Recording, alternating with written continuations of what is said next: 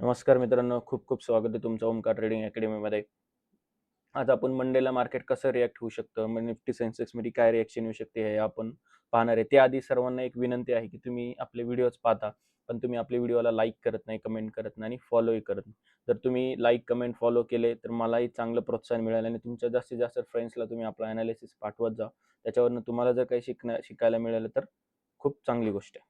आता आपल्याला काय करायचं मंडेसाठी मार्केटने काय केलंय की येस्टरडे जो लो होता तो न ब्रेक करता मार्केट आता 23,900 पर्यंत आलं, म्हणजे 24,000ची लेवल ब्रेक करून मार्केट खाली आलेलं आहे.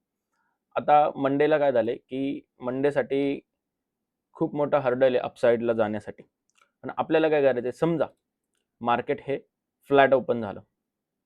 फ्लॅट ओपन झाल्यानंतर 24,000ची लेवल जर मार्केटने ब्रेक केली, म्हणजेच काय 100 पॉईंट्स मार्केटने ब्रेक केले तिथे. त्यानंतर आपल्याला काय करायचंय, त्याच्यावर एक कॉल साईडसाठी आपल्याला पोझिशन बनू शकते 24,000च्या वर निफ्टी गेल्यानंतर, आणि त्याचं ऑलमोस्ट टार्गेट असणार आहे 24,272. हे आपलं अपसाईडसाठी टार्गेट राहील. समजा मार्केट गॅपअप झालं आणि या लेवलमध्ये कुठेतरी राहिलं 24,100, 150, इथे आपल्याला पूर्णपणे अवॉइड करून टाकायचं. हा जो मार्क आहे ना 24,000 ते 24,272, याच्यामध्ये जर गॅपअप होऊन गेलं ना तर अपसाईडसाठी तर आपल्याला पूर्णपणे अवॉइड करायचं.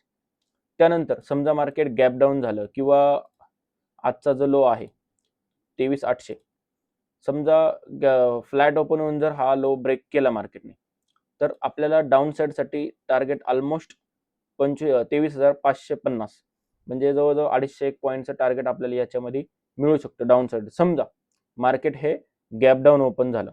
गॅप डाऊन म्हणजे काय, ते 201 पॉईंट गॅप डाऊन ओपन झालं 23,600 किंवा 650, 550 समथिंग या लेवलला, इथे कुठेही ओपन झालं तर आपल्याला काय करायचं, इथनं 23,500 पासून जर एखाद्या अपसाईडला मुवमेंट मिळाली, सपोर्ट घेऊन जर मार्केट वर गेलं, तर आपलं टार्गेट काय असणार आहे 23,800.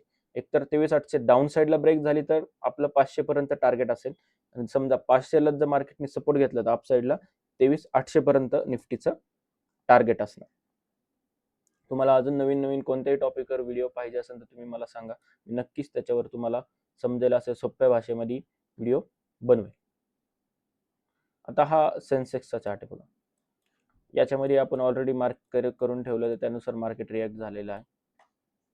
आता आपल्याला काय करायचंय, समजा मंडेला मार्केट हे फ्लॅट ओपन होऊन अपसाईडला जायला लागलं, तर 77,000च्या वर समजा सेन्सेक्स गेलं, तर आपल्याला तेव्हा कॉल साईडसाठी एखादी पोझिशन मिळू शकते आणि आपलं त्याच्यावर टार्गेट असू शकतं 77,650, म्हणजे ऑलमोस्ट 600 पॉईंटचं टार्गेट याच्यामध्ये अपसाईडला मिळू शकतो. समजा मार्केट ओपन झालं 77,200, 300 समथिंग लेवलला, एकतर 77,600च्या लेवलला गेल्यानंतर एखादी डाऊन साईडसाठी पुढची पोझिशन मिळते का पाहायचे, किंवा 77,000 समजा याच लेवलला इथे एखादी पुढची पोझिशन मिळते का पाहायचे. कारण की सडन न्यूजमुळे मार्केटमध्ये एक निगेटिव्हिटी तर पसरलेली आहेच, फिअर आहे मार्केटमध्ये एक.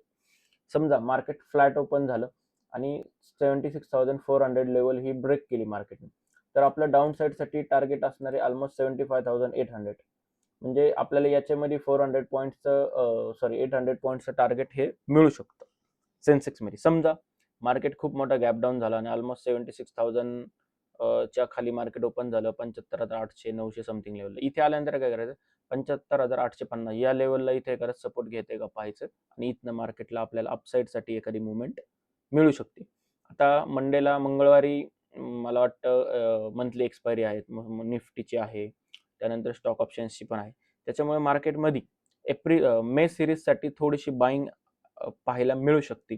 मे बी नाही होणार, पण न्यूज जर मार्केटमध्ये पॉझिटिव्ह असली तर चार्ट्स हे खूप चांगल्या प्रकारे रिॲक्ट होऊ शकतात. बाकी सगळं काही न्यूजवर डिपेंड आहे, कारण की टेक्निकली आत्ता मार्केट वर्क करण्याच्या पेक्षा पण न्यूजवर जास्त रेट, कारण की याचा इम्पॅक्ट खूप जास्त होतो. की जर वॉर झाले तर आता तुम्ही पाहिलं असेल की ऑइलचे प्राइस, गॅसचे प्राइस वाढले, त्याच्यामुळे मार्केटवर खूप मोठा इम्पॅक्ट होते या न्यूजेसमुळे. त्यामुळे बघूया मंडेला मार्केट काय रिॲक्ट करतंय. Okay, thank you.